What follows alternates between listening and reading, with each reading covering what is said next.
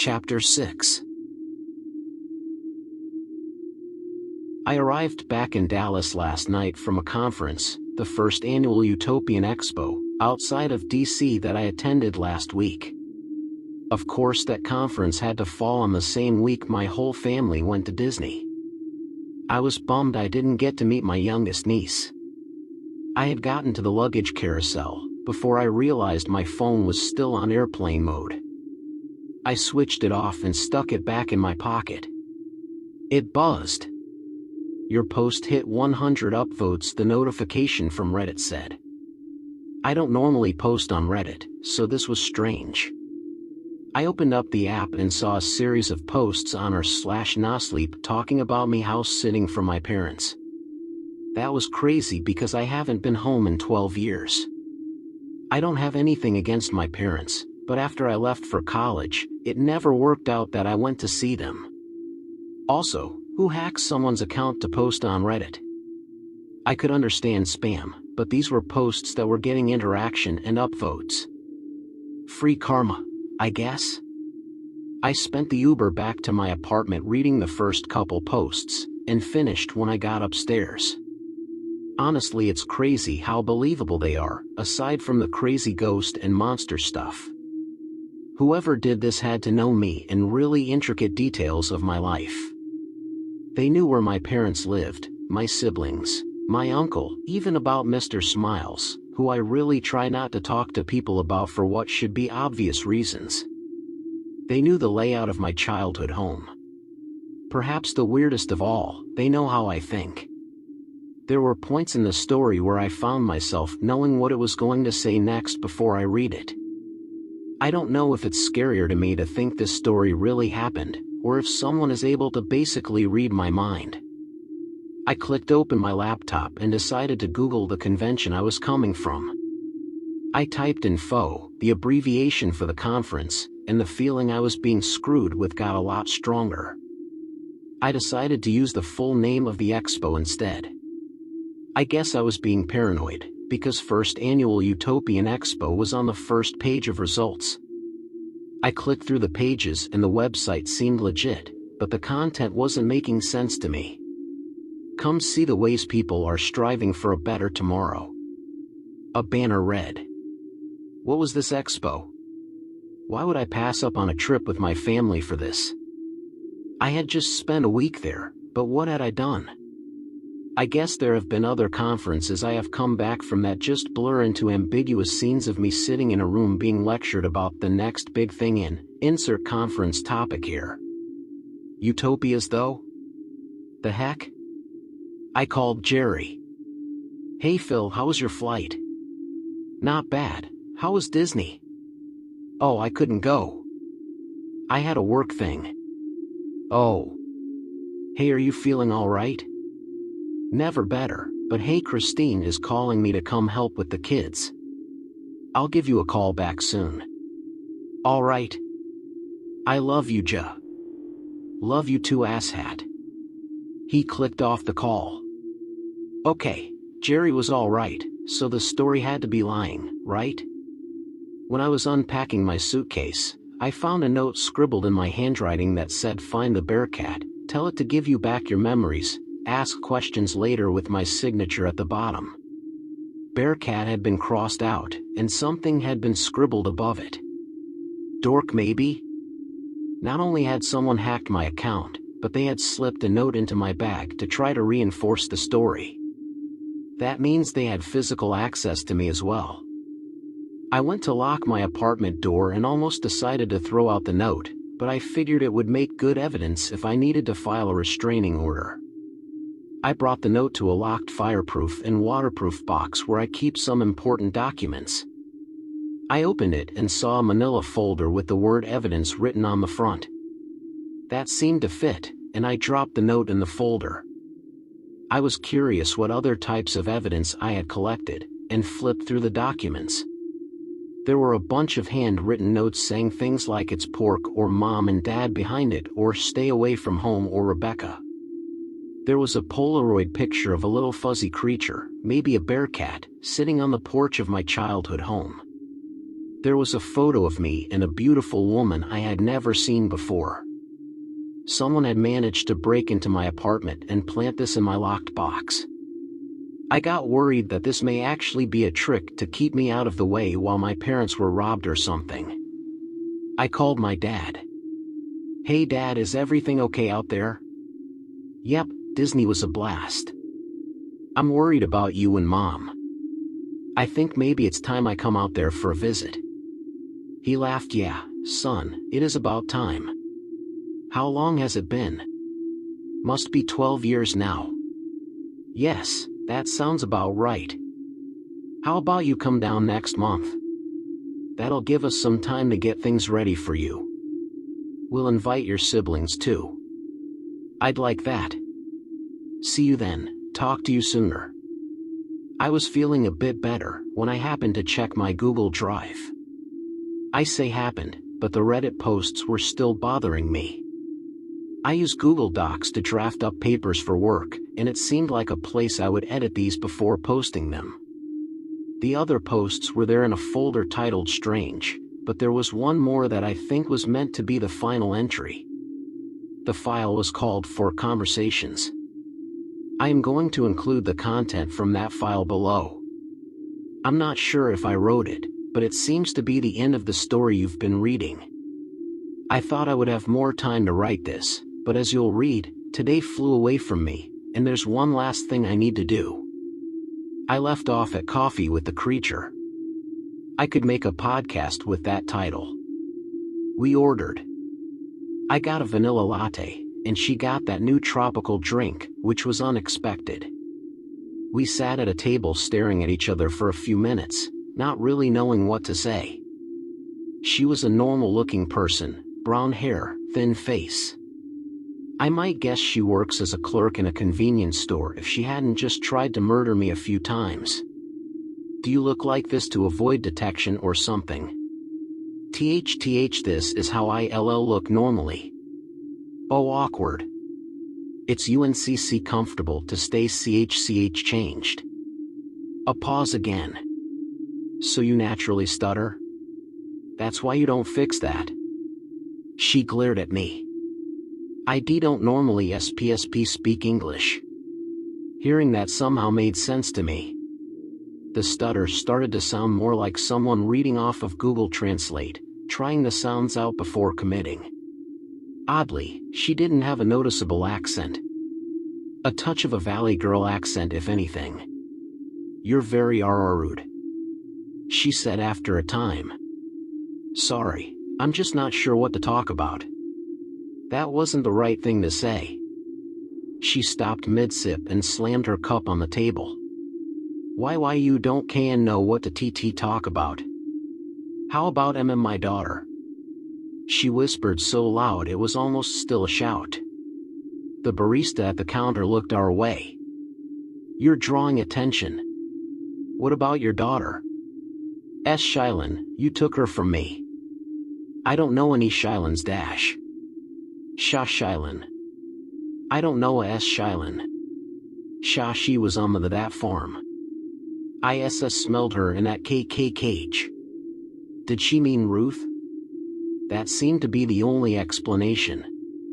On some level, I had assumed that this was Ruth, but the strange occurrences of the past week made a little more sense if there was someone else involved. I think you mean my sister, Ruth, but I don't remember her. She is not your sister. Right, well my dad adopted her. At least that's what my brother, Jerry, said. Before you killed him I tried not to let myself get too mad at that point, but suddenly I remembered who was sitting across from me. Your father stole her. She snapped, then continued as the rest of what I said sank. And I killed? I didn't kill anything. You may as well have. You stabbed him with iron and forced out his soul, I think. To be honest, I'm not really sure how it works. That thing in the PU prison? That was an abomination. PU put it right. Yeah, well your daughter made him like that. I explained what Jerry had told me. Ruth probably killed him. Ruth made the body, and my dad had come up with some ritual to bind him to the body. Sha Shilin must have been too weak to make a proper vessel. She went on to explain that it's easier for her species to change themselves than to manipulate other organic matter. The closer something is to another, the easier it is to change it. The creature, I guess I should ask her name, said she would have been able to create a body out of a tree or another plant, but Ruth must have needed the major organ systems intact. That also explained Jerry's remaining abilities with poison. I briefly wondered if that meant my nephews were half chicken dragon. So you could bring Jerry back? I interrupted her, suddenly excited. WHYW would I? You killed him. You owe us. I didn't kill him, and why you took my daughter. I tried to explain what I knew from Ruth's file. I don't think my dad knew that Ruth had a mother or behavioral patterns of her species. He saw a creature in need and tried to help it. I explained how the enclosures in the basement she had called the prison were to protect my family and the other creatures from hostile creatures with unstable abilities. She explained that it was her fault that she and Ruth had been discovered. She would transform into funny creatures to entertain Ruth as a child, and one day she had been seen by a neighbor. That neighbor had called the cops, but the incident appeared to have been going nowhere because I saw my neighbor transform into a platypus isn't usually taken at face value. The mother had decided to relocate anyway, under the guise of being enraged that she had been targeted by her neighbor because she was a single mother. She didn't think anything had come of it, but the NSA had been figuratively knocking at her door within a month. The day Ruth was either kidnapped or rescued by my father, depending on your perspective, her mother had been out fighting off government agents near their home when my dad showed up. I think I must have gotten through to her, because the rage she had shown while hunting me down had visibility dissipated. I could tell that hearing her side of the story was building some rapport between us. Ruth Sha Shilin. Sha Shilin is with my parents right now. They will be back soon. If I agree to get my dad to talk to you, will you help me bring back Jerry? I'm sure if he hears your story, he'll want you to have your daughter back. I don't know anything about go ghosts, Bob, but I can make a body. That would have to do. I'll figure out how to get him into the body. If you meet me back at the house tomorrow afternoon, we can do the ritual and you can stick around to wait for me to pick my parents up from the airport. I'll be able to talk to them about you before we get home, so they're not caught off guard. She agreed, and we parted ways peacefully. Time had gotten away from me and I was already running late to lunch with Uncle Brian. I called him on the ride over to let him know I was still going, and he said he was running late too actually. I ended up getting there first. The diner was an unassuming building with a metal roof, a few Harleys outside, and a blue door. It hardly looked like a diner, and the sign on the door that said 21 and up after 8 p.m. ended up giving the place the vibe of a biker bar rather than a diner. I grabbed a table, ordered a Pepsi, and waited for my uncle. When he got there, it didn't take long for the conversation to take a turn for the worse. Phil. Man, what has it been 4 years since I seen you? Had to be the last time your folks asked me to help you watch the place. My uncle was a big guy, but more bulky than fat, that smelled of cigarettes and had a mostly gray beard down to his chest. I would bet money his bike was now parked out front next to the others. Whereas my dad had a slight southern accent he tried to conceal, my uncle had embraced his accent and nurtured it into a full drawl. They grew up in the South, maybe Georgia. Neither talked about childhood too much. My uncle lives in northern Georgia now. The important thing here is that it had been nearly 15 years since I had seen Brian at my grandfather's funeral. You must be thinking of Jerry or Zeke.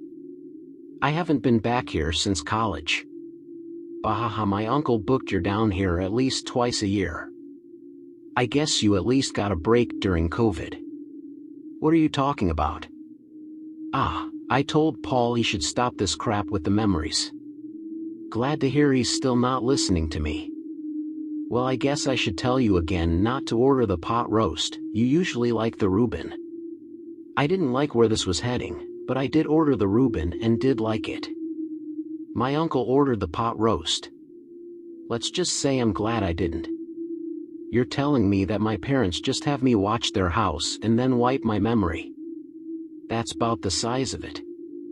Usually they get that thing they call your brother to supervise or leave it to the tin cans. Why would they do that? Why do you have your memories?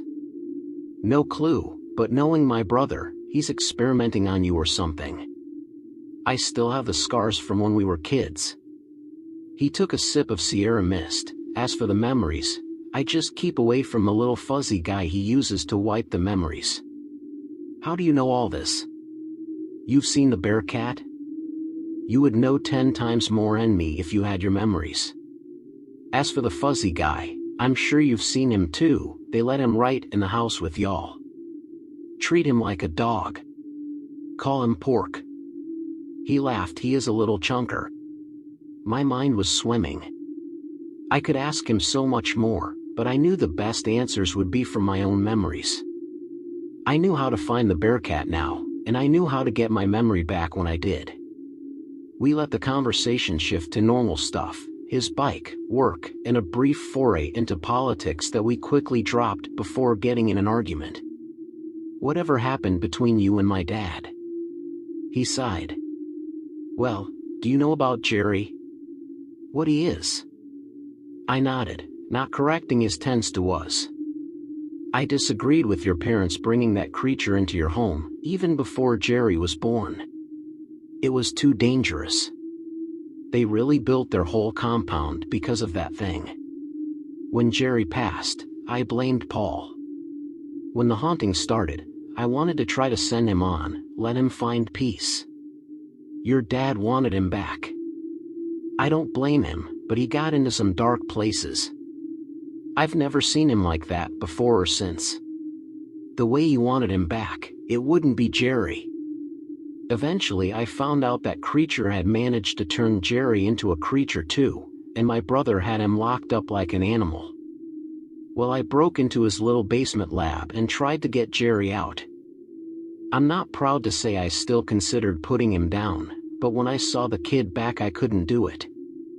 Your father removed my security access that day and only puts it back when I'm there looking out for you.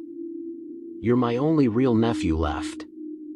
He knows I can't let you run around that place unprotected, so I come running like his little lapdog whenever he calls me and tells me you'll be staying.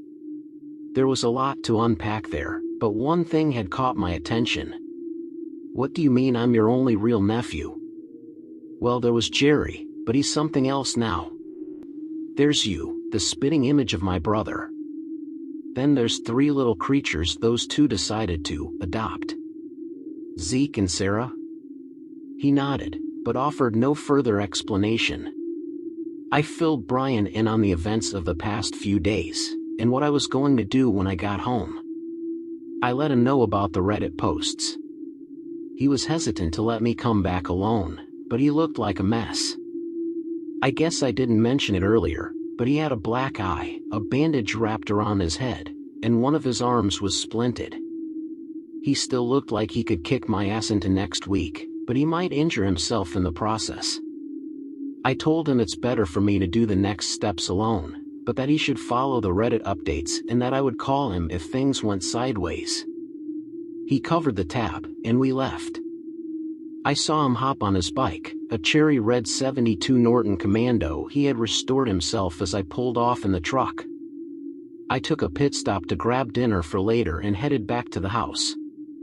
I parked and went in the front door, ready to find Pork and get my memories back. Pork was standing on the stairs making eye contact with me. Crap, I said, and then I blanked out. Obviously, I am writing about this, so spoiler alert, I got my memories back, but pretty recently. From what I can tell, Pork mostly just erased my memory that he was a memory-altering bearcat. I think he may have also removed the memory of my uncle telling me I had been here before. Having my memories now, it's hard to remember what I didn't remember before I remembered. I definitely did remember that I needed to bring Jerry back. I considered going into his room again, but my shoulder was still hurting from the block hitting me earlier. Anyway, I think he had given me a hint already. The blocks had red smiles for a minute there. It was getting late, so I worked through the routine for the dogs and went to bed a bit early. I woke up this morning and wrote my last post. I'm sorry I had to cut things off, but I had no idea what a Jerry resurrection ritual would entail. Turns out, it's a good thing I left early. I ate a breakfast feast of toast and butter before heading out of the house in the direction of the family cemetery. At some point, my dad had decided cemeteries were scams and had an acre of our interior land consecrated. Most of the construction or farmland on the property was towards the boundaries to keep the interior land natural, though there were still footpaths through the property. The cemetery was an exception. In a natural clearing in the woods of the property, there were a handful of headstones. There was a mausoleum that was hopefully still empty a few yards from the tombstones, and there was a large wall with plaques and photos near the tree line. There were very few people buried here, although a few more than there should be apparently. Those people were marked with tombstones. There were many animals buried in this area and the surrounding forest. Some I had buried as a kid, usually planting something on top to mark the grave. The wall served as a general memorial for the animals, each marked with a plaque and photo. The mausoleum was nothing extraordinary, just a small cement building, in which my parents would be entombed. This is strange for them, as I imagine they would prefer a return my nutrients to the earth approach, but my dad had an irrational fear of being accidentally burned and or buried alive, hence mausoleum. He told me once that he wouldn't mind being moved into the ground after he's been dead a year or two. There was a little bench off the footpath by the tombstones. The cemetery was at least 2 miles from the house, so the bench was a nice place to rest. When my grandfather was buried here, there had to be 2 sets of pallbearers so nobody got too tired. Everyone was panting when we got here. I scanned the tombstones in the tall grass, and it wasn't hard to find what I was looking for. Both of my grandfathers, one of my grandmothers, someone named Rebecca, and Mr. Smiles. Etched in it beneath a pair of googly eyes and a plastic mouth that had been glued to the tombstone. The eyes seemed to peer out from the tall grass. Kind of garish if you ask me. I hadn't asked anyone. The voice came from the bench behind me. Mr. Smiles sat on the bench. Rather, Randall Schmidt sat on the bench, with no trace of his haphazard mockery of a clown suit. I thought he might be alive for a moment, but the wood of the bench was faintly visible through his chest. Mr. Schmidt? In the flesh he laughed. Why are you haunting me? That's not a generous interpretation. I tried to warn you about Ruth. I broke you out of your dream cycle. I helped you escape the basement. Hell, you're here to ask for my help.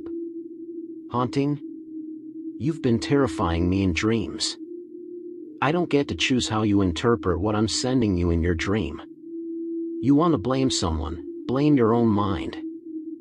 Frankly, I'm offended. His head twisted around 360 degrees. When he faced me again, he wore the goggles and plastic mouth. What's so scary about Mr. Smiles? He asked in his high-pitched cartoon voice. See, that's terrifying. Please stop that. I said, keeping myself from peeing my pants. He shook his head furiously, and when he stopped he was back to normal. You liked it better when you were a kid. Go ahead and ask what you came for. Jerry. How can he come back? You can repeat the ritual your dad taught Ruth. You just need his totem, a suitable vessel, and the blood of a sibling. The what? Calm down, not a lot of blood. What you have in your socks should be enough. When he said that, I noticed for the first time my sock was wet, and the dull stinging in my foot had become a sharp pain. My wound from the piece of glass had reopened when I was running from Ruth's mom the day before, and I guess it had opened again at some point in my 2-mile hike. I sat next to him on the bench. "What's the ritual?" "It will be easier if you just let me do it. Plus, I know about your web posts, and I'm not about to let you publish a ritual for forcing a ghost into a living body online." "How would you do it?" "Well, in much the same way we will bring back Jerry. We'll put a ghost in a living being." Mr. Smiles directed me to the guest house to collect his original googly eye goggles and plastic mouth from a drawer in one of the closets. He told me Jerry's totem used in the original ritual was a puka shell necklace that could be found in his luggage. The totem was what kept Jerry's soul bound as a ghost, and even when in his body he had to keep it close. His connection to his body weakened as he got farther away from the necklace. Presumably he would have worn it either if he was a preteen surfer boy or if it weren't a puka shell necklace. The goggles and lips were Mr. Smiles' totems, and would allow him to possess me, as long as I was willing, without a ritual. I met Ruth's mother at the house, where she was swinging in the porch swing. I wish I could say more about the ritual, but basically, Ruth's mom made a body out of an old oak tree. We carried it up to Jerry's room and put it in his bed, with the puka shell necklace on. I shoved my bloody sock in its mouth. I put the goggles on, and blacked out. When I came to, it was getting dark and I was laying out the couch downstairs. I don't know where the goggles went. Jerry is upstairs in bed breathing, but still appears to be asleep. I thought at the time maybe my memories had been wiped, but now they're all back and I still don't know what happened. Ruth's mom had left, I think, before we started, not wanting to be involved with the next part. I got ready, typed up my conversations with Ruth's mom and my uncle, which I had to go back and edit with my memories restored, and took off for the airport to get my parents. My dad called me while I was waiting in the cell lot. This was the first audio contact I had with my family since the weird call with Sarah the other night, but my dad had texted me to confirm flight times earlier today. Considering that, my dad seemed pretty nonchalant as he told me the carousel number to pick them up at. I drove over and, of course, had to loop around again when they weren't outside, but they were there on the second pass. My dad drove back and a few minutes into the drive, after discussing Disney and the grandkids, he said, "Well, this time was a mess, huh? Between your mother sneaking Ruth on the trip and you trying to release Armageddon, this has to be one of the worst attempts on record." I didn't speak for a minute. There was a lot to process. He continued, "Why in the hell would you release all those critters? They weren't ready." He glared at me in the rear view. "It's a long story. It's a long drive." I told him the story up to this point, at least what I remembered. Most of it didn't surprise him. "You managed to bring Jerry back again? You convinced the Fleischbildhauerin?" he asked. "I hope he's back. He's sleeping in the room upstairs. And she is waiting for us back home?" He glanced at my mother. "Yes, she wants to get Ruth back." "Okay, we'll handle her. Anyway, I'm glad to hear you open the pens in a state of emergency. You may have even believed you were saving them from a monster, the word monster having audible air quotes around it when Calero told me. I thought it was another one of your acts of rebellion." "Who is Calero?" "Good friend of mine. I asked him to take his team and keep an eye on you. Because of their early alarm, we were able to get most of the animals rounded up within the first 12 hours with minimal casualties. There are stragglers, but it could be much worse."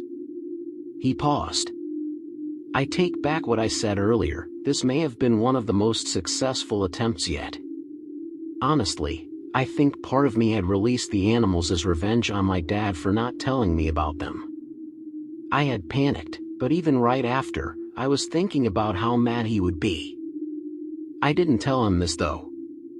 I wasn't happy to hear there had been casualties, and I didn't know if they were humans or creatures. I don't think there's a difference to my dad. You keep saying that. What are you talking about? And you had someone spying on me? Well, son, I want you to take over the rescue business for me. I'm getting a bit old for new acquisitions, and I want to train you up while I still can. I'll be honest with you, we've tried this before and you've been unreceptive, even destructive, but this time you seem to be stepping up. We had to wipe your memories of those times and try again.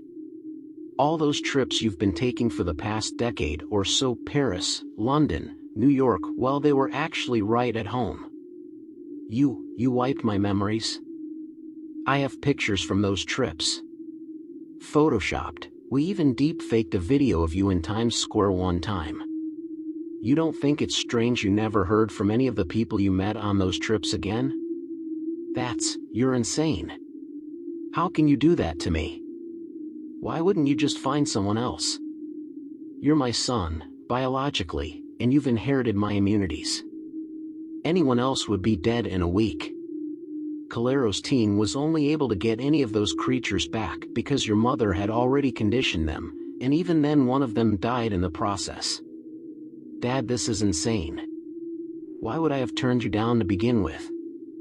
We usually get to this part of the conversation, one way or another. We've been wiping your memory since you were a kid. We kept you in a containment cell for a while, and you felt betrayed, which I can tell that you feel now. You've been manipulating me my whole life, and you think betrayal covers what I'm feeling? I'm confused, pissed. How am I supposed to dash? 1, 2, 3, cut me off and started counting. I felt frozen, the emotions sapping out of me. Baby, can you get him under control? I'm driving tired already. I don't need the emotional overload. She smiled softly and turned to face me. Honey, I need you to sit quietly for the ride, stay calm, and when we get home, go up to your room and stay there while we deal with the creature. She turned back to my dad. Ruthie is our daughter now, we'll protect her. Yes, Mommy, my mouth said, but I didn't have control of it anymore. I was a passenger in my brain. You're right, son, but the rules apply to you too. I can't let you hurt the other creatures. You're still in an enclosure. Yours is just a bit bigger. We rode in silence the rest of the way. When we got home, my body walked up the stairs to my room and locked the door. At that point, control flowed back into me, and I tried to open the door and go warn Ruth's mother. When I put my hand on the doorknob, I lost control again, and my body backed away from the door before I was in control again. I slouched to the ground and leaned against my bed. Pork came over to me and licked my face. I closed my eyes and counted to 10 to try to get my composure back. I opened my eyes and saw a bearcat staring at me. Give me back my memories. I almost yelled. They came back. Years of memories, dating back to childhood, like my dad said. Too many to write, but I knew now why I had refused him. I had a fiancée, Rebecca, who had come with me to a Thanksgiving at this house. One of my dad's newly released creatures must not have been fully ready. Rebecca was murdered, and my dad had buried her right next to where Smiles is buried.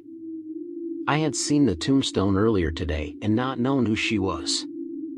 I presume he must have done something to keep the police from questioning me about her disappearance, and I wondered if her family even remembered that she existed. The memories came flooding in all at once. Our first date, the way she brushed her hair to the side when she smiled at me, a road trip we had taken to a couple of the national parks in Niagara Falls, proposing to her, losing her, and even worse, forgetting her. I would have guessed that this would feel like watching a movie. Sad, but as if it happened to someone else. The emotions were complete, however, sharpened by years of being unable to mourn or grieve. I was sobbing, and I have been writing this through years in anger so there can be a record of what happened. There had been other times I had been here, and when I regained this memory, I had gone full villain. I had tried to kill some of these monsters, and had succeeded. I had once tried to burn the place to the ground. I had figured out I have the ability to project my emotions, probably some untrained version of my mother's ability, and had used it to set one of Dad's teams loose on a rage-fueled rampage in the basement. I had blown up the security robots, which then had just looked like robots, which presumably gave my dad the idea to make them look like family members. I had become a monster, something to fear. I am about to do it again. I still can't leave the room through my bedroom door, but there's another way out. The door in the closet is calling my name, and it's time I got my revenge.